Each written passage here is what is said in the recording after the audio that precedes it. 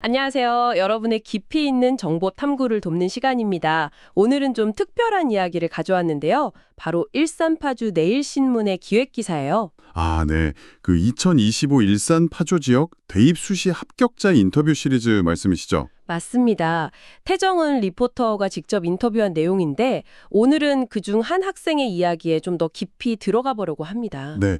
오늘 저희가 살펴볼 학생은 바로 운정고등학교를 졸업하고요. 2025학년도 수시 전형으로 서울대학교 재료공학부에 합격한 신서윤 학생입니다. 와, 서울대 재료공학부 대단한데요. 근데 이게 다가 아니에요. 카이스트에도 동시에 합격했다고 하더라고요. 카이스트까지요? 와, 정말 대단한 결과네요. 그래서 오늘은 이 신서윤 학생이 도대체 어떻게 진로를 결정하고 또 학교 생활이랑 공부 이걸 병행하면서 이런 결과를 냈는지 그 비결을 좀 파헤쳐 보려고요. 네, 듣는 분들께도 분명 영감을 줄 만한 그런 포인트들이 있을 겁니다. 그렇죠. 그럼 어디서부터 시작해 볼까요? 진로 탐색 과정이 좀 궁금한데요. 아, 네. 그게 재밌어요. 처음부터 재료공학 이랬던 건 아니래요. 오히려 생명과학이랑 화학 사이에서 꽤 오랫동안 고민했다고 하더라고요. 아, 그랬군요. 누구나 하는 고민일 수도 있겠네요. 근데 그 고민을 해결한 계기가 좀 특별했다고요. 학교 활동 중에 있었다면서요? 네, 맞아요.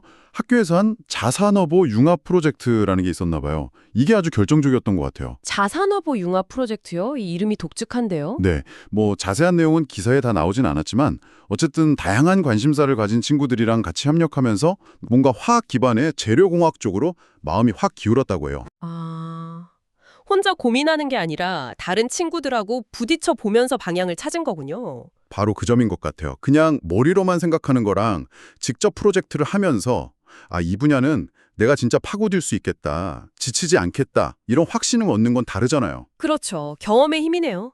혹시 지금 진로 고민하는 분들이 있다면 이런 식으로 좀 직접 부딪혀보는 경험이 중요하겠어요. 네, 다양한 활동도 좋고 아니면 여러 학과 정보를 보면서 내가 공통적으로 끌리는 게 뭔지 찾아보는 것도 방법이고요. 자기 이해의 시간이 꼭 필요한 거죠. 자기 이해, 중요한 키워드네요.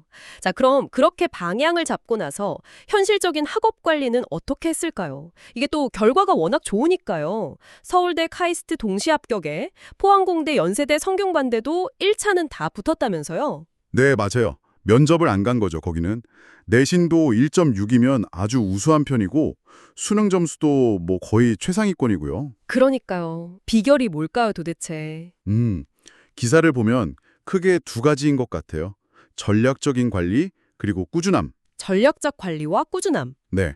예를 들어 동아리 활동만 봐도 그래요. 1학년 때는 생명과학 동아리, 2학년 때는 화학, 3학년 때는 과학 논문 탐구 동아리. 이런 식으로 관심 분야가 어떻게 깊어졌는지를 자연스럽게 보여준 거죠. 아, 그냥 이것저것 한 게 아니라 하나의 스토리가 만들어지네요. 그렇죠. 이게 입시에서는 자기 성장 서사를 보여주는 거니까요. 학생부 세택 관리 이야기도 나왔죠. 운전고는 선생님들이 좀 잘 챙겨주시는 편이었다고요. 네, 그런 장점이 있었다고는 하는데 신서윤 학생의 조언은 만약 학교 환경이 그렇지 않더라도 가만히 있지 말라는 거였어요. 아, 주도적으로. 네, 뭐 발표 기회를 직접 만든다거나 탐구 주제를 제안한다거나 이런 적극성이 필요하다는 거죠.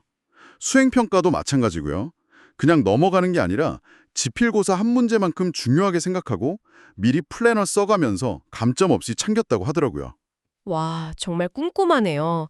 하나하나 놓치지 않으려는 노력이 엿보입니다. 이런 활동을 또 진로랑 연결시키려고 하고요. 맞아요. 내신이랑 수능 공부 병행하는 것도 운전고 특성상 좀 유리한 면이 있었다고는 해요.